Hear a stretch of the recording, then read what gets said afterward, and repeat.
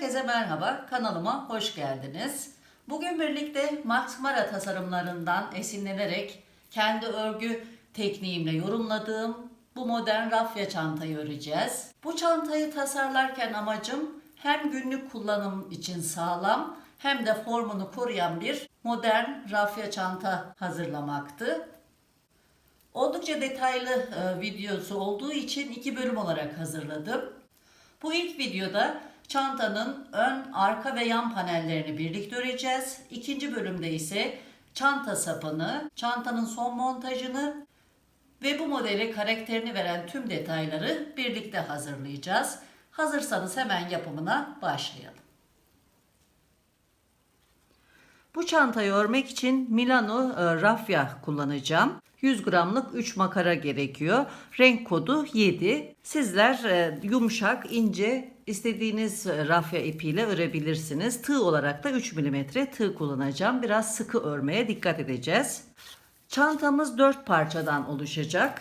Ön ve arka yüz birbirinin simetrisi olarak çalışılacak. 2 de yan panel örülecek. Daha sonra yine örerek birleştireceğiz. Ayrı bir taban çalışmadım. Tabanın yarısını ön parçayı örerken ördüm. Diğer yarısını da arka parçayı örerken tamamlayacağım ve ortadan dikerek birleştireceğim.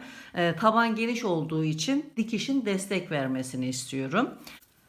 Buradaki kaydırma sırasına kadar olan bölüm taban bölümü. Buradan ön yüz başlıyor. Kenarlardan 2 kez eksiltme yapıyoruz ve hafif üçgen görünüm elde edeceğiz. Kenarların bu şekilde görünmesine dikkat etmeyin arkadaşlar. Kenara tığlama yapılırken düzgün görünecek. Ben bu parçayı normal başlayarak ördüm ama ikinci parçayı örerken 1,5 metre kadar ip ayırarak öreceğim. Dikiş için kullanacağım. Burada dikiş için pay bırakmadım. Şimdi 1,5 metre kadar ip ayırdım ve buradan örmeye başlıyorum. Şu şekilde bir ilmek alıyorum ve bu ilmeği sabitlemek için kullanıyorum. Toplam 59 zincir çekiyorum.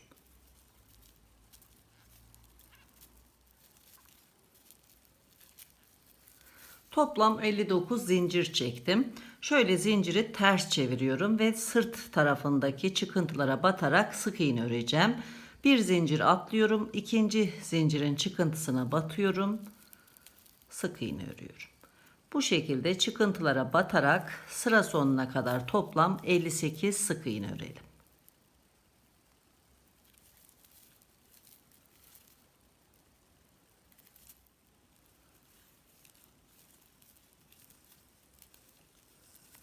Toplam 58 sık iğne ördüm. Bir zincir çekiyorum. Dönüyorum. Şimdi ikinci sıraya başlayacağım. Hemen ilk boşluğa batıyorum. Sık iğne örmeyi sürdürüyorum. Sıra sonuna kadar devam ediyorum.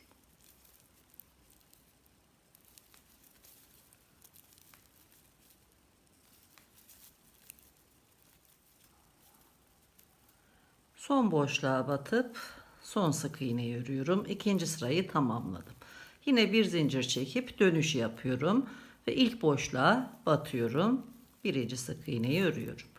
Bu şekilde her boşluğa batarak her sırada 58 sık iğne olacak şekilde 18 sıra örelim. Tekrar birlikte olacağız. Toplam 18 sıra sık iğne ördüm ve çanta tabanının yarısını tamamlamış oldum. Belirttiğim gibi diğer yarısı diğer parçada. Enini ve uzunluğunu da ölçüyorum. Tabanın uzunluğu yaklaşık olarak 28 cm. Yarı eni ise 9,5 cm.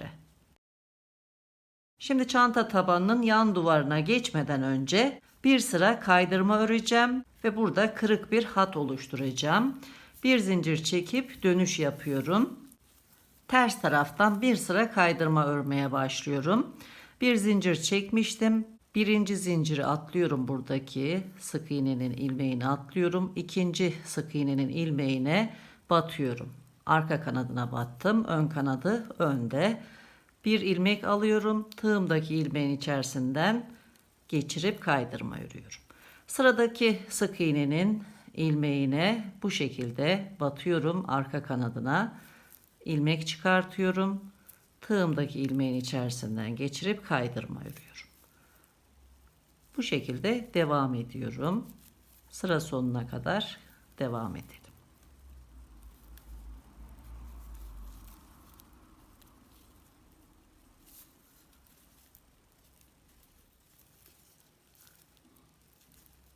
Sıra sonuna kadar kaydırma ördüm. Bir zincir çekip dönüş yapıyorum. Burası ön taraf olacak. Sık iğne öreceğim.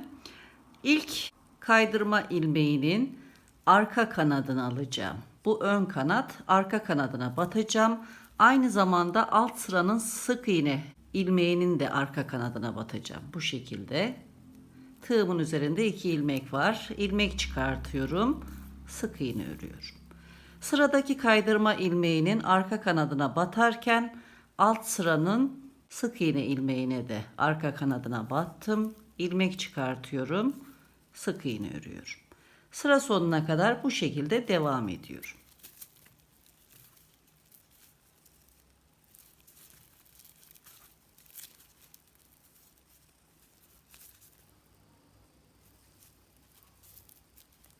Son kaydırma ilmeğine geldim. Kaydırma ilmeğinin arka kanadını alıyorum. Burada da alt zincirin ilmeğine batıyorum. Dönüş zinciri alt sıranın ilmek çıkartıyorum. 58. sık iğneyi örüyorum. Ön yüzün birinci sırasını örmüş oldum. Kaydırma sırası burada taban ile ön yüz arasında bir hat oluşturdu gördüğünüz gibi bu şekilde. Şimdi 6 sıra daha sık iğne öreceğim. Bu sırayla birlikte 7 sıra olacak. Bir zincir çekiyorum, dönüş yapıyorum. Yine aynı şekilde sık iğne örmeye devam ediyorum.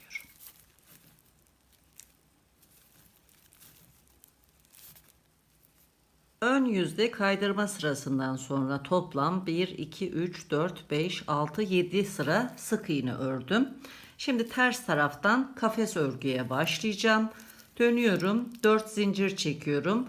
Dönüşte 5 zincir çektiğimizde kenarlar çok düzgün olmuyor. O yüzden çok sıkı olmayan 4 zincir çekiyorum. Tığın başına doluyorum. 1, 2 boşluk atlayıp 3. boşluğa batıyorum. İkili trabzan örüyorum. Birinci kutuyu ördüm. Daha sonra araya 2 zincir çekerek ikinci kutuyu öreceğim. 2 zincir çektikten sonra şimdi bir boşluk atlayıp ikinci kutuya başlıyorum. Yine bir ikili trabzan örüyorum. Bu şekilde devam edeceğim. Önce 2 boşluk atlayıp bir trabzan, daha sonra bir boşluk atlayıp trabzan örerek devam ediyoruz. Yine kutuları örerken 2 zincir çekiyoruz. Bir boşluk atlamıştım. Şimdi 1 2 boşluk atlayıp üçüncüye batıyorum. İkili trabzan örüyorum. Yine 2 zincir çekiyorum. Bu sefer bir boşluk atlıyorum. İkinciye batıyorum. Trabzan örüyorum. Sıra sonuna kadar ilk sırayı bu şekilde devam ettirelim.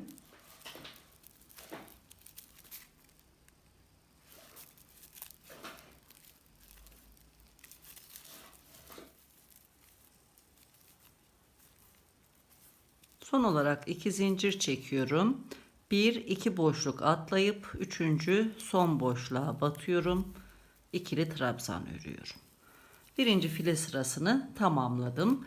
Şimdi yine dönüyorum. 4 zincir çekiyorum. Zincirleri çok sıkı çekmemeye dikkat ediyorum. 4 zincir çektikten sonra ikinci trabzanın tepesine batacağım ama bu şekilde değil.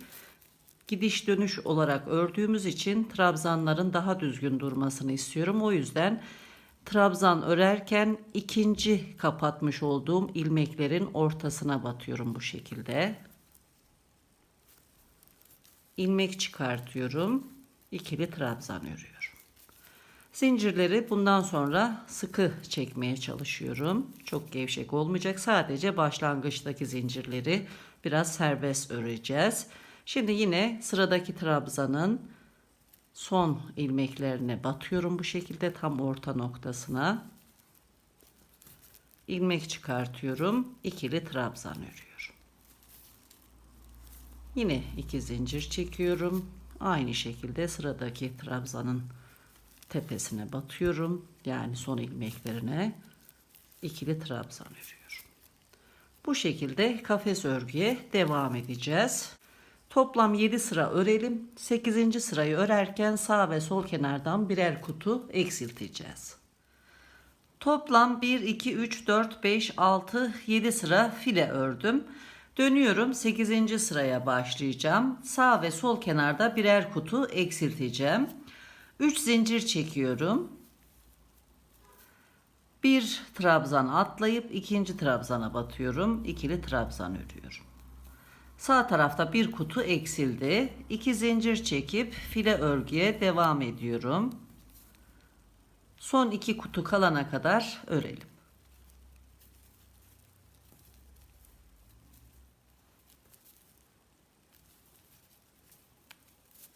Sıra sonunda son 2 kutu kaldı. Bir zincir çekiyorum. Tığın başına doluyorum. Bir trabzan atlıyorum. Alt sıranın dönüş zincirlerinden ikincisine batıyorum. İkili trabzan örüyorum. Sol kenarda da bir kutu eksilttim. Dönüş yapıyorum. 4 zincir çekiyorum. Sıradaki trabzanın tepesine batıp ikili trabzan örüyorum. Bu şekilde sıra sonuna kadar file örmeye devam ediyorum.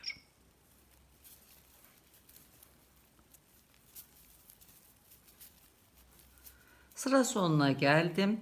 2 zincir çekiyorum. Alt sırada 3 zincir çekerek dönüş yapmıştık.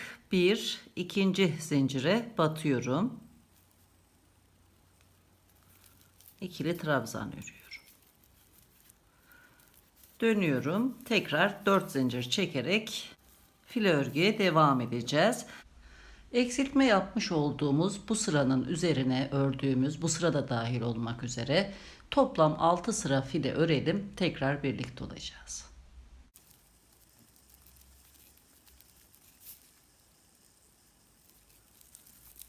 Eksiltme yaptığım son sıranın üzerine 1, 2, 3, 4, 5, 6 sıra file ördüm.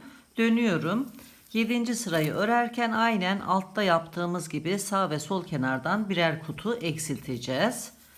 Önce 3 zincir çekiyorum. Bir trabzan atlıyorum. İkinci trabzana batıyorum. İkili trabzan örüyorum.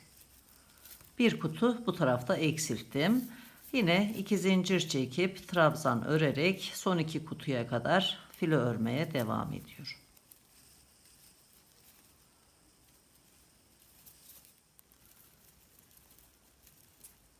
Sıra sonunda son 2 kutu kaldı. Yine bir zincir çekiyorum. Bir trabzan atlıyorum. Alt sıranın dönüş zincirlerinden ikincisine batıyorum. Trabzan örüyorum. Tekrar dönüyorum. 4 zincir çekiyorum. 1, 2, 3, 4. Trabzanın tepesine batıp file örmeye devam ediyorum. Bu şekilde son eksiltmeleri de yaptık. Bu sırayı ördükten sonra iki kenarı ayrı ayrı tamamlayacağız. Sıra sonuna kadar devam edelim.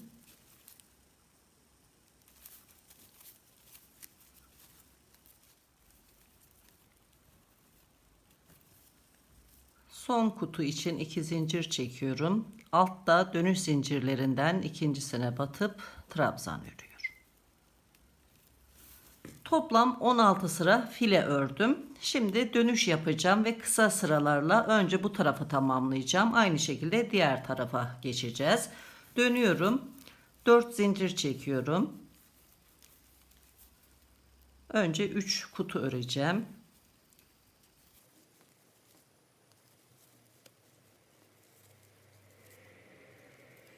Üçüncü kutuyu örerken önce ilk 2 ilmeği örüyorum. Tığımda 2 ilmek bırakıyorum. Tığın başını dolayıp sıradaki trabzana batıyorum. Buraya yarım bir kutu öreceğiz. Önce bir ilmek kapatıyorum. Daha sonra ilmekleri ikişer ikişer kapatarak sırayı tamamlıyorum. 1, 2, 3 buçuk kutu ördüm. Dönüş yapıyorum. 3 zincir çekiyorum. Yine yarım bir kutu öreceğim. Trabzan tepesine batıyorum. Bir trabzan örüyorum. Sıra sonuna kadar devam ediyorum. 2 tam kutu öreceğim.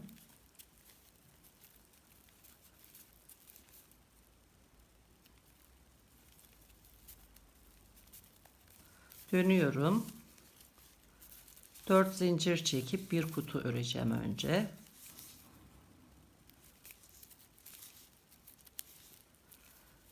Kapatmıyorum son 2 ilmeği. Tığın başını doluyorum. Sıradaki trabzana batıp ilmek çıkartıyorum. Önce bir ilmek, daha sonra kalan ilmekleri bu şekilde kapatıyorum. Dönüyorum. 3 zincir çekiyorum. Tığın başını dolayıp dönüş zincirlerinden ikincisine batıyorum. Trabzan örüyorum ve bu tarafı tamamlıyorum. Bir zincir çekip ipi keseceğim. İlmeğin içerisinden ipi geçirip sabitliyorum. Bu sıraya ters taraftan başlamıştık. Buradan dönüş yapmıştık. O yüzden bu tarafa başlarken ters taraftan başlayacağım.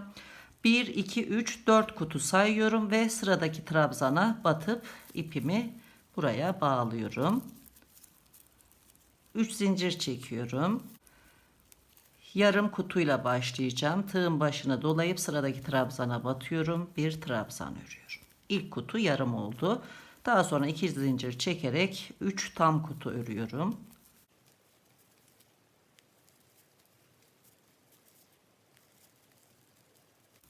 Dönüyorum. Yine 4 zincir çekiyorum. 2 tam kutu öreceğim.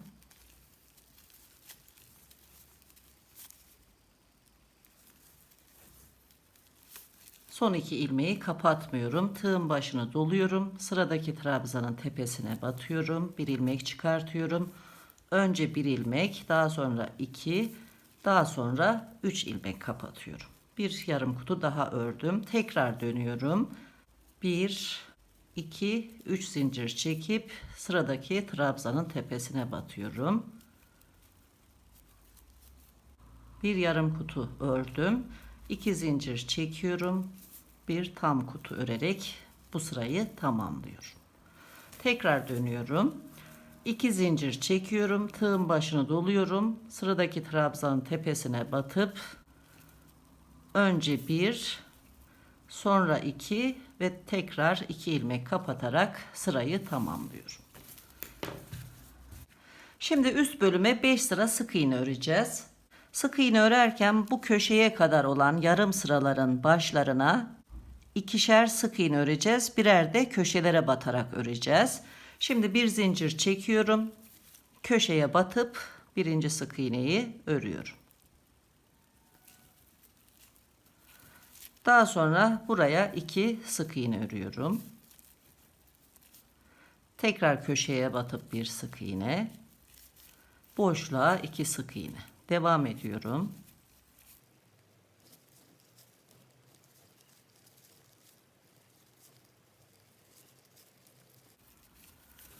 Köşeye kadar geldim. Şimdi köşeye batmadan direkt kutuya batarak devam edeceğim. Bu bölümde kutuların içerisine 1, 2, 1, 2 şeklinde sık iğne öreceğim. Aynı zamanda trabzanların tepesine de sık iğne örerek devam edeceğim. Şimdi bu köşeyi atlıyorum, batmıyorum. Kutunun içerisine bir sık iğne örüyorum. Bu fazlalık ipi de araya alarak gizliyorum. Kutuya bir sık iğne ördüm. Trabzanın tepesine batıp bir sık iğne daha örüyorum. İkinci kutuya 2 sık iğne. Yine trabzanın tepesine bir sık iğne. Şimdi bu örmüş olduğum sık iğneleri tekrar ederek bu köşeye kadar devam edeceğim. Yani kutuya önce bir sık iğne, trabzanın tepesine bir sık iğne, ikinci kutuya çift sık iğne.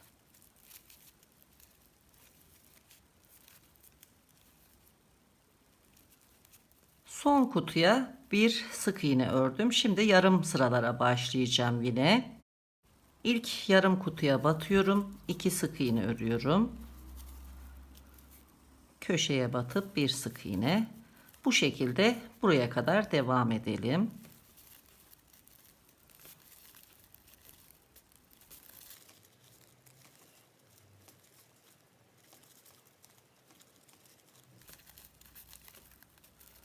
Son olarak da tepe noktasına batıyorum. Bir sık iğne örüyorum. Birinci sırayı tamamladım. Dönüş yapıyorum. Bir zincir çektikten sonra her boşluğa batarak sık iğne örüyorum. 4 sıra daha örelim.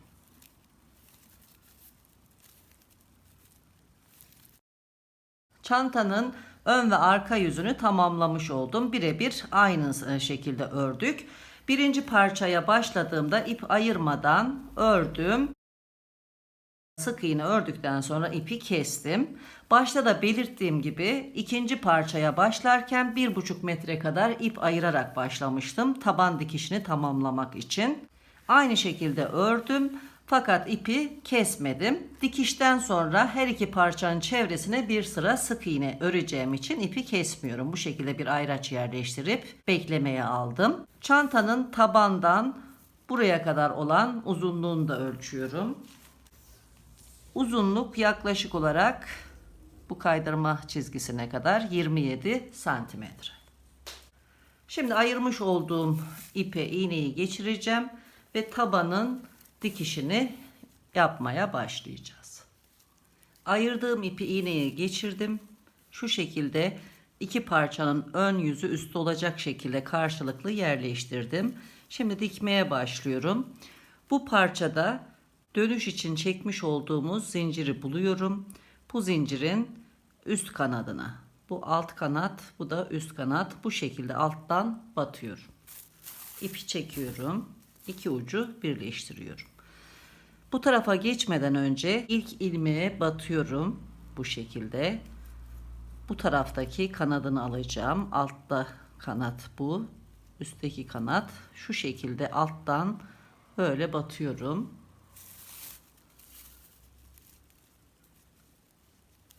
Bu tarafa geliyorum. İlk ilmeğe alttan batıyorum. Şöyle üstte görünen ilmeklere. Tek kanadını alıyorum. İpi çekiyorum. Hemen ikinci ilmeğe de bu şekilde batıyorum. Bu tarafa geleceğim. Sıkıştırıyorum. Bu parçaya geldim. Son battığım ilmeğe bu şekilde alttan batıyorum. Tek kanat alıyorum. Daha sonra ikinci ilmeğe de bu şekilde alttan batıp ipi çekiyorum.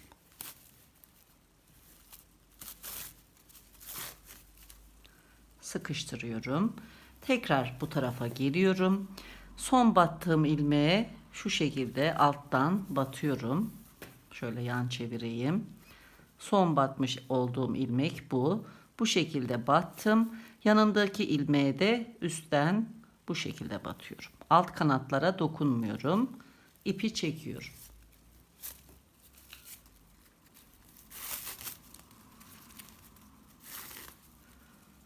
Sıkıştırıyorum. Tekrar bu parçaya geldim. Son batmış olduğum ilmeğe yine bu şekilde üstten batıyorum. Yanındaki ilmeğe de alttan batıyorum. Daha sonra ipi çekiyorum. Sıkıştırıyorum. Bu şekilde dişler gözüküyor gördüğünüz gibi. Burayı bitirdikten sonra diğer taraftan diğer kanatları da dikeceğiz. Çift kat dikiş yapmış olacağız. Taban daha tok duracak. Şimdi sıkıştırdım. Tekrar bu parçaya gelirken yine son battığım ilmeğe alttan batıyorum. Yanındaki ilmeğe de üstten batarak tek kanadı alıyorum. İpi çekiyorum.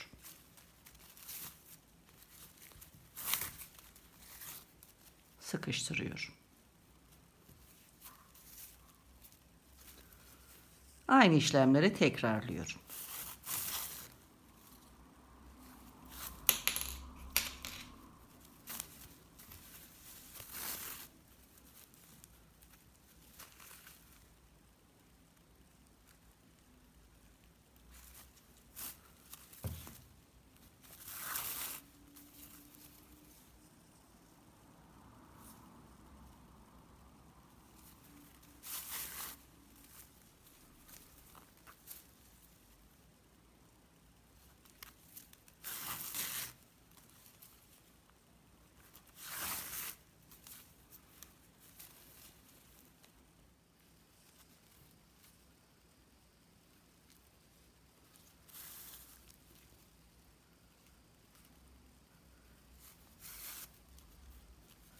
Sonuna kadar diktim.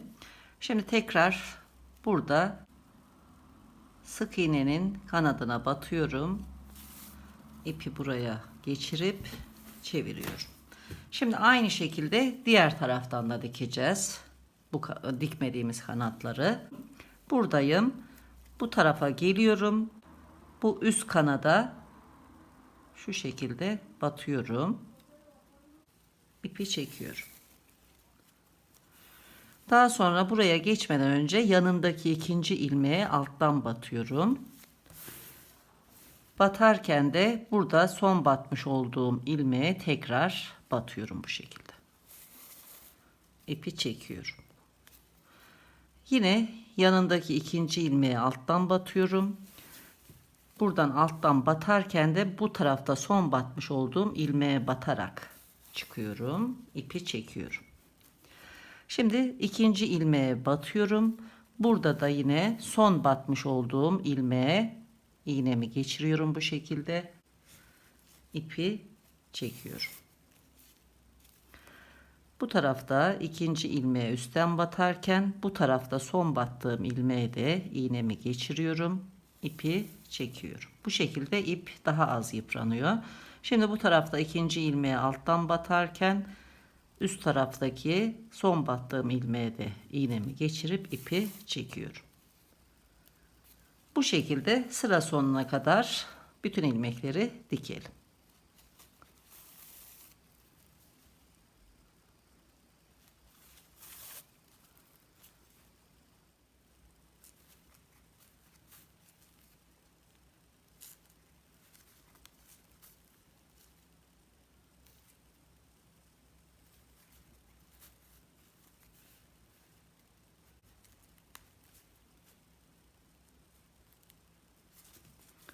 Bu şekilde dikiş işlemlerini tamamladım.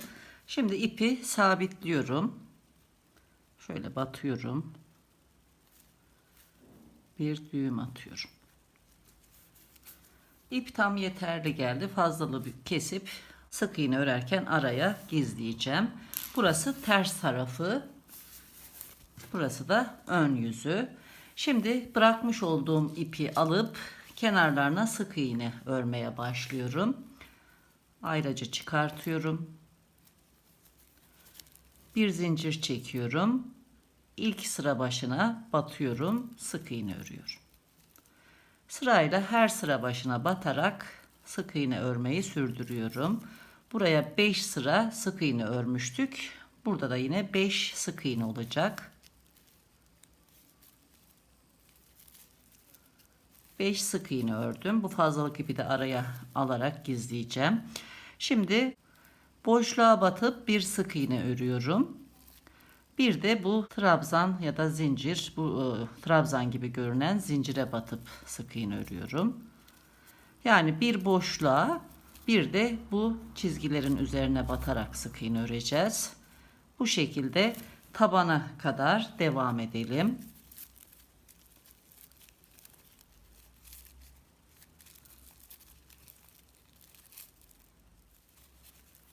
Son boşluğa batıp bir sık iğne ördüm. Şimdi tekrar sık iğne sıralarına geldim.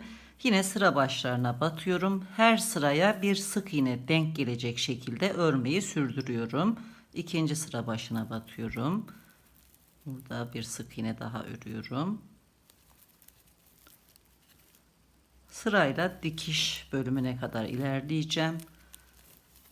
Kaydırma sırasına kadar devam edelim.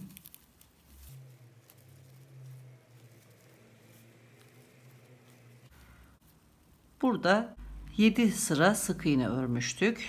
Kaydırma sırasının üzerinden 1, 2, 3, 4, 5, 6, 7 sık iğne ördük gördüğünüz gibi. Hemen kaydırma sırasından sonraki sık iğne sırasına batıyorum. Devam ediyorum. Dikiş bölümüne kadar ilerleyelim.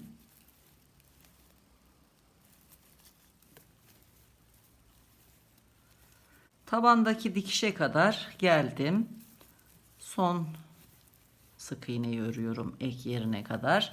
Burada kaydırma sırasından sonra dikişe kadar toplam 18 sık iğne ördüm. 18 sıra başına battım. Şimdi dikiş bölümünden sonra yine ilk sıraya batıyorum. Burası dikişimiz. Birinci sıranın başına batıyorum. Burası bu zincir. İlk sıraya batıyorum. Bu fazlalık ipi de araya gizleyerek devam ediyorum. Birinci sık iğne. Yine her sıra başına batarak kaydırmaya kadar toplam 18 sık iğne örüyorum.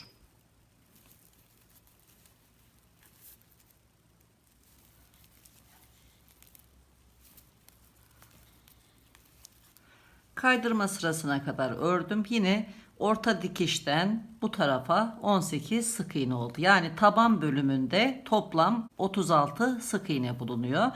Şimdi kaydırma sırasından sonraki ilk sık iğne sırasına batıyorum yine.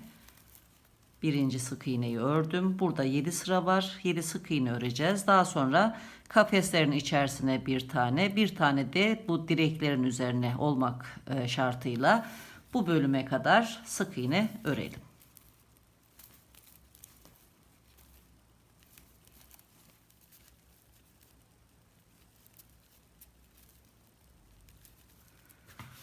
Sık iğneyi tamamladım. Burada tabandan sonraki kaydırma sırasından itibaren buraya kadar 51 sık iğne örmüş oldum. Burası ön panel. Şimdi dönüyorum. Çantanın üst kısmına, yani ön panelin üst kısmına kaydırma öreceğim buraya kadar. Daha sonra bu tarafta yaptığımız gibi sık iğne örerek devam edeceğim. Şimdi kaydırma örmek için önce bir zincir çekiyorum. Birinci ilmeği atlıyorum. İkinci ilmeğin arka kanadına batıyorum. İlmek alıyorum. Tığımdaki ilmeğin içerisinden geçirip kaydırma örüyorum. Daha sonra sırayla diğer uca kadar kaydırma örmeye devam ediyorum.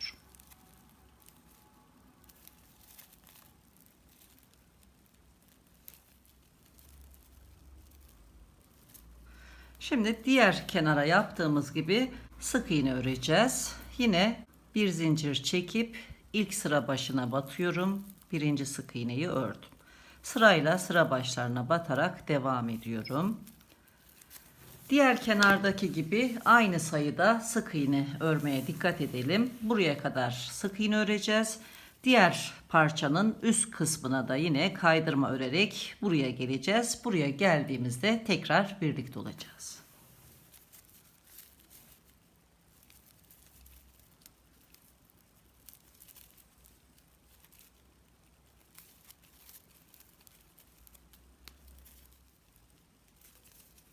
İlk başladığım yere geldim. Burada bir zincir çekip ilk sık iğneyi örmüştük.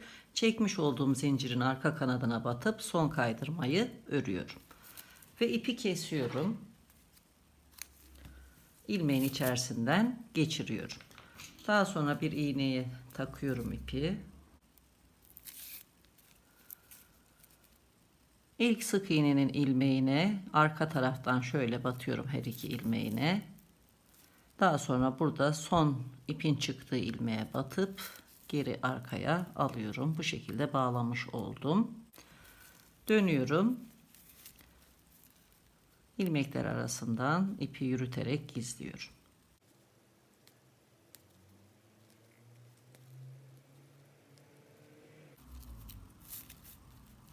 Bu şekilde fazlalığı kesiyorum.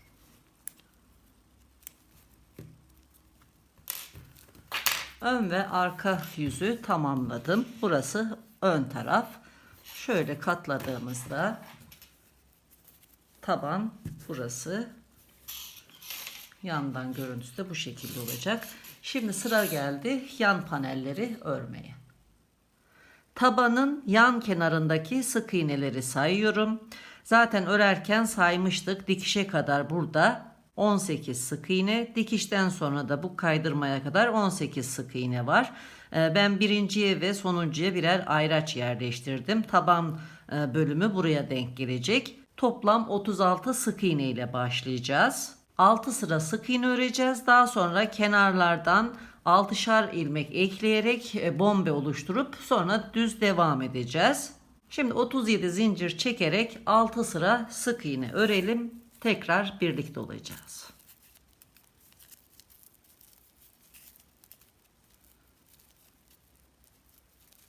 Toplam 6 sıra ördüm. Şimdi buradan kaydırma örerek alt tabana geleceğim. Her sırada birer artış yaparak toplam 6 ilmek artıracağım. 7. sırayı örüp bu kenara geleceğim. Aynı işlemleri burada da yapıp 6 ilmek artıracağım.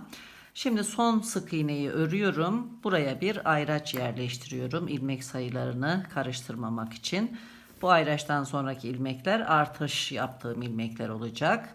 Bir zincir çekiyorum. Hemen bu sıranın altındaki ikinci sıraya batıp bir ilmek alıyorum. Bir kaydırma örüyorum. 2 tane kaydırma oldu. Birinci zinciri kaydırma kabul ediyorum. Devam ediyorum. 3 4 5 6 bir de taban zincirlerine batıyorum. 7 kaydırma ördüm. Bir zincir çekip dönüş yapıyorum. İlk sıraya başlayacağım. Kaydırma ilmeğinin altından tığ geçiriyorum şu şekilde. Bir ilmek alıyorum. Sık iğne örüyorum. İkinci kaydırma ilmeğine batıyorum. Bir ilmek alıyorum. Tığımdaki ilmeğin içerisinden geçirip kaydırma örüyorum. Birinci sırayı tamamladım. Şimdi dönüyorum. İkinci sıraya başlayacağım. 2 sık iğne olacak. İlk boşluğa batıyorum. Bir de buraya zincir çekip dönmüştük. Buraya battım. 2 sık iğne ördüm. Bir zincir çekip dönüş yapıyorum. Üçüncü sıraya başlayacağım. 3 sık iğne olacak. 1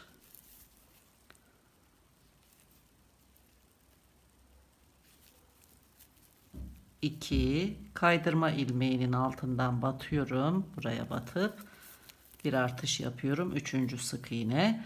Hemen buradaki kaydırma ilmeklerinden sıradakine batıp bir ilmek alıyorum. Kaydırma örüyorum. Tekrar kaydırma ilmeğinin altından geçip bir kaydırma daha örüyorum. Dördüncü sıraya başlayacağım. Dönüyorum. 4 tane sık iğne öreceğim. Buraya batıyorum. 1 2 3 4 tane olacak. 1 2 3 4 bir zincir çekip dönüyorum. 5. sıraya başlıyorum. 1 2 3 4 kaydırma ilmeğinin altından batıyorum. 5 sık iğne ördüm. Hemen sıradaki kaydırma ilmeğinin altından batıp kaydırma örüyorum.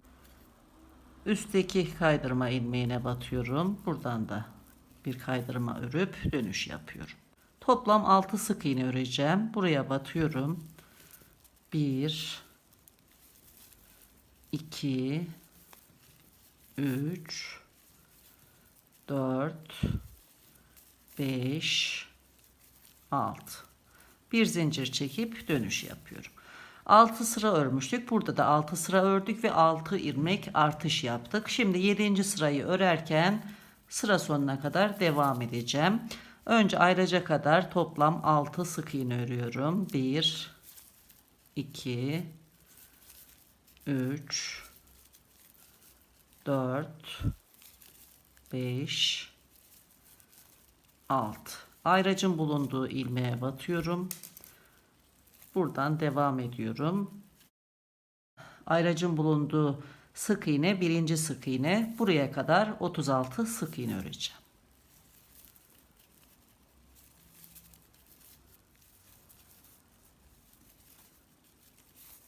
Buradan itibaren 36 sık iğne ördüm. Yine buraya bir ayraç yerleştiriyorum. Son sık iğnemiz burada. Bundan sonrakiler artış ilmekleri. Şimdi yine kaydırma yaparak tabana kadar devam edeceğim. Bir zincir çekiyorum. Bu boşluğa batıyorum. Bir kaydırma örüyorum. Zincirle birlikte 2 kaydırma oldu. Devam ediyorum. 3 4 5 6 7 bir de taban zincirlerine batıyorum. 8 kaydırma ördüm. Burada 7 sıra var. Burada da yine artışlarla birlikte 7 sıra öreceğim ama 6 artış yapacağım. Bir zincir çekip dönüş yapıyorum. İlk kaydırma ilmeğinin altından batıyorum. Şöyle bir kanadı da olabilir, iki kanadı da. Ben bir kanadının altından battım, ilmek alıyorum, sık iğne örüyorum. Hemen ikinci kaydırma ilmeğinin altından batıyorum, ilmek alıp tığımdaki ilmeğin içerisinden geçiriyorum, kaydırma örüyorum, dönüyorum. İkinci sıraya başlayacağım. 2 sık iğne öreceğim. İlk boşluğa batıyorum. 1 de buraya batıyorum. 2 bir zincir çekip dönüyorum. Üçüncü sıraya başlıyorum. 3 sık iğne örüyorum. 1 2 kaydırma ilmeğinin altından, yani burada kaydırma yapmıştık, batıyorum. Üçüncü sık iğneyi örüyorum. Burada sıradaki kaydırma ilmeğine batıp kaydırma yapıyorum. Daha sonra bir üstteki kaydırma ilmeğine batıp bir kaydırma daha yapıyorum, dönüyorum. Dördüncü sıraya başlıyorum. 4 sık iğne öreceğim. 1 2 3 4 buralara batıyorum.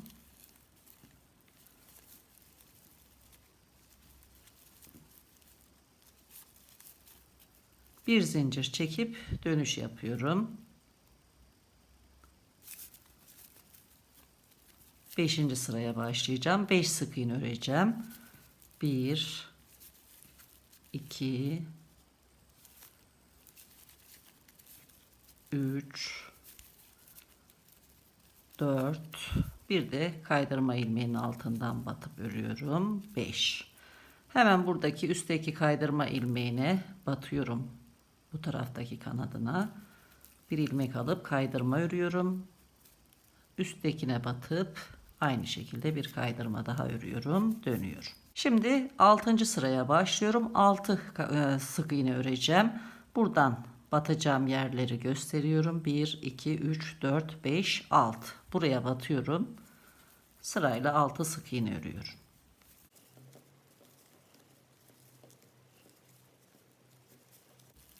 Bir zincir çekip dönüş yapıyorum. 7. sıraya başlayacağım. Artış yapmayacağım. Yine 6 sık iğne öreceğiz. 1 2 3 4 5 6 burada son kaydırma ilmeğine batıyorum. Bu şekilde bir kaydırma yapıyorum. Dönüyorum. 7. sıraya başlayacağım. Yine 1 2 3 4 5 6 sık iğne örüyorum.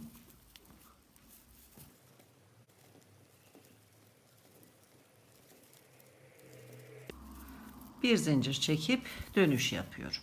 Ters taraftan 8. sıraya başlayacağım. Sıra sonuna kadar devam edeceğim.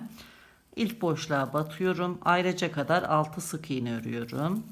2 3 4 5 6 ayracın bulunduğu ilmekten başlayarak buraya kadar 36 sık iğne öreceğim. 1 devam edelim. Buradan buraya kadar 36 sık iğne ördüm. 6 sık iğne daha örüyorum. 1 2 3 4 5 6 sırayı tamamladım. Bir zincir çekip dönüş yapıyorum. Şimdi bir sırada toplam 48 sık iğne oldu. 6 sık iğne buradan, 6 sık iğne de buradan artırmıştık.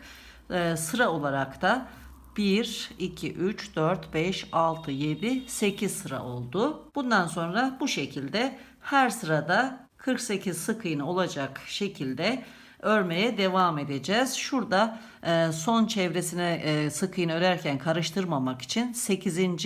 sıraya birer işaret yerleştiriyorum. Bu işaretlerden itibaren 1 2 3 4 5 6 7 8 sık iğne öreceğiz bu kenara. Sonra dönüş yapacağız. Bütün çevresine sık iğne örülecek. Şimdi normal sık iğne örerek devam edeceğiz. Şöyle göstereyim.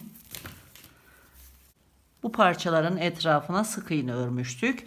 Tabandan sonra Hemen ilk sıradan birinci sık iğneyi örerek devam ettik. Sıra sonuna kadar burada toplam 51 sık iğne var.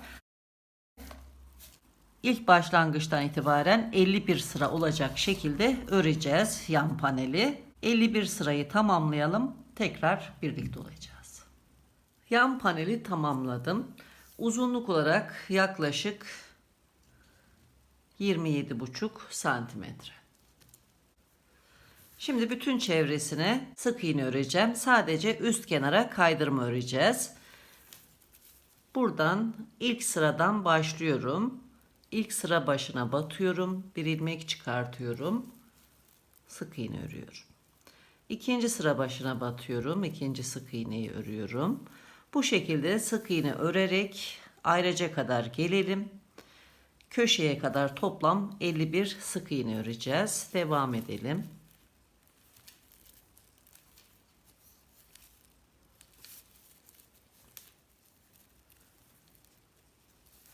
Ayrıca kadar geldim. Buraya kadar 43 sık iğne ördüm.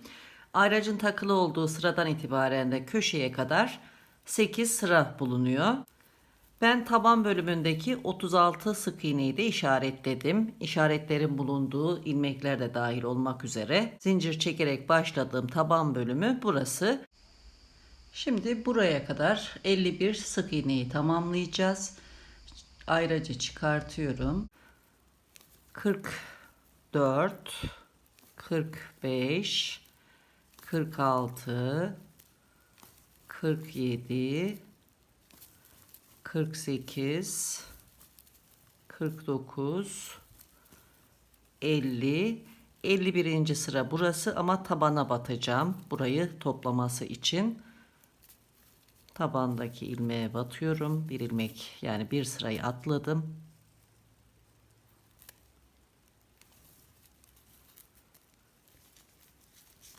Toplam 51 sık iğne ördüm. Şimdi taban bölümüne geçiyorum. İşaretlerdeki ilmekler de dahil olmak üzere 36 sık iğne öreceğim.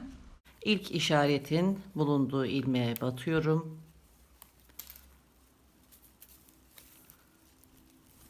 Birinci sık iğneyi ördüm. Yine işaretimi takıyorum. Dikerken işimizi kolaylaştırması için. Devam ediyorum. Bu ayrıca kadar 36 sık iğne örüyorum. Her sık iğnenin karşısına batıyoruz.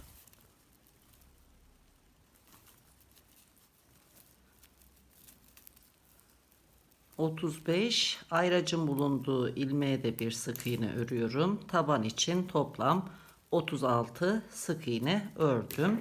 Son örmüş olduğum sık iğnenin ilmeğine yine ayracı yerleştirdim. Devam ediyorum. Şimdi diğer yan kenara geçeceğim.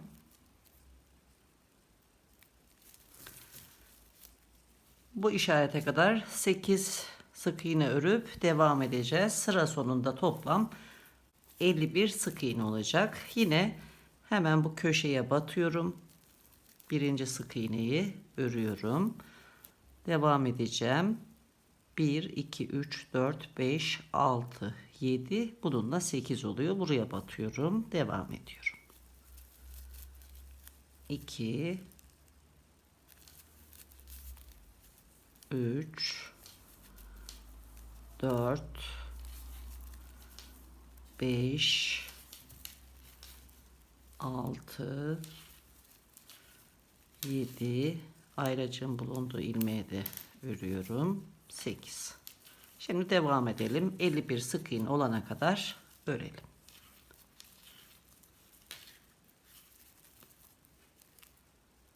Son sıra başına batıyorum. Toplam işaretten bu tarafa 51 sık iğne ördüm.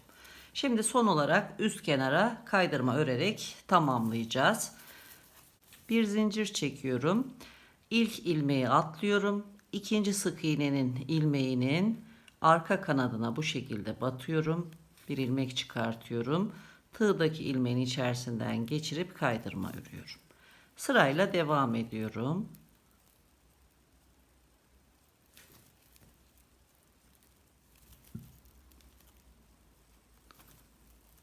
Son sık iğnenin ilmeğine batıp son kaydırmayı ördüm. Yan paneli tamamladım. Bir zincir çekiyorum, ipi kesiyorum. Çektiğim zincirin içerisinden ipi çekip sıkıştırıyorum. Daha sonra bu ipi ilmekler arasında yürüterek gizleyeceğim. Aynı şekilde bir tane daha yan panel örelim. Tekrar birlikte olacağız. Çantanın örme işlemini tamamladım. Yan panellerin ikisini de ördüm. Örme işleminden sonra hem yan panelleri hem de ana gövdeyi ters tarafından buhar vermeden ve fazla bastırmadan sadece kırışıklıkların düzelmesi için hafif ütüledim. Ve yan panellerden birini örerek birleştirdim. Bu şekilde.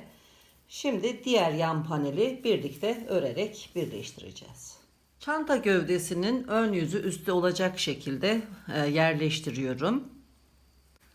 Yan panelinde ön yüzü üstte olacak. Şuradan anlaşılabilir. Çevreye örmüş olduğumuz sık iğnelerin ön yüzünü buluyoruz. Burası ters tarafı gördüğünüz gibi. Şöyle karşılıklı getireceğiz ve buradan kaydırma örerek birleştireceğiz. İlmeklerin sayısı hesaplı olduğu için tam denk gelecek arkadaşlar. İşi şansa bırakmamak için tekrar kontrol etmenizi tavsiye ederim. Zaten tabandaki kaydırma sırasından başlayarak sıra sonuna kadar toplam 51 sık iğne var. 51.'ye işaret yerleştirdim. Yan panelde de yine köşede işaretli yerden itibaren 51 sık iğne saydım. 51.'ye bir işaret yerleştirdim. İlmek kaydırmazsanız tam denk gelecek. Sadece yapacağımız işlem kaydırma örerek birleştirmek. Şimdi şöyle file gövdeyi kendimden tarafta olacak şekilde alıyorum. Hemen işaretlerden sonraki kaydırma ilmeklerine batarak ipimizi bağlayıp devam edeceğiz. İpimi alıyorum. Önce bir ilmek oluşturuyorum ve bu ilmeği sabitliyorum. File ön panelden kaydırma ilmeğine batıyorum. Burada da aynı şekilde kaydırma ilmeğine batıyorum. Bir ilmek çıkartıyorum. Tığımdaki ilmeğin içerisinden geçiriyorum. İpi bağlamış oldum. Şimdi ayraçları çıkartıyorum. Birinci ilmeklerden kaydırma örmeye başlıyorum. İlk ilmeklere batıyorum. Önce çanta gövdesinin ilmeğine batıyorum. Daha sonra arka taraftaki yan panelin ilk ilmeğine batıyorum. Bir ilmek çıkartıyorum. Tığımdaki ilmeğin içerisinden geçirip kaydırma örüyorum. Çok sıkı tutmayın ilmekleri. Normal bir sıkılıkta olsun. Şimdi aynı şekilde ikinci ilmeklere batıyorum. İlmek alıyorum. Tığımdaki ilmeğin içerisinden geçiriyorum. Bu şekilde sırayla örmeye devam ediyorum.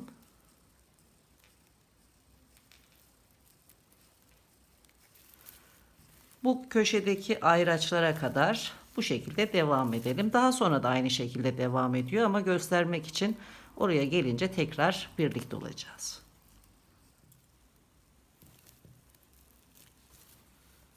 Tabana kadar ördüm. İşaretlere geldim. Gördüğünüz gibi tam denk geldi. İşaretleri çıkartıyorum. Örmeye devam edeceğim. Şimdi taban bölümüne geçtik. Yine karşılıklı olarak ilmeklere batıyorum. İlmek çıkartıp kaydırma örüyorum. Aralarda ilmek atlamamaya dikkat edelim.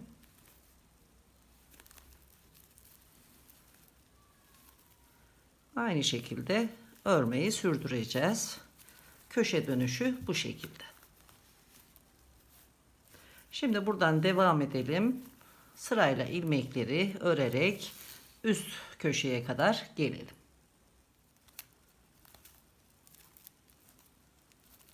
Son ilmeklere geldim.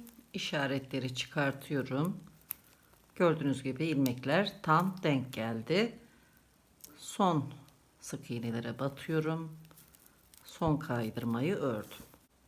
Daha sonra üst tarafın kaydırma ilmeklerinden ilklerine batıyorum. Bu şekilde. Bir kaydırma daha yaptım toparlansın diye. Bir zincir çekiyorum. İpi kesiyorum. Şu şekilde sıkıştırıyorum.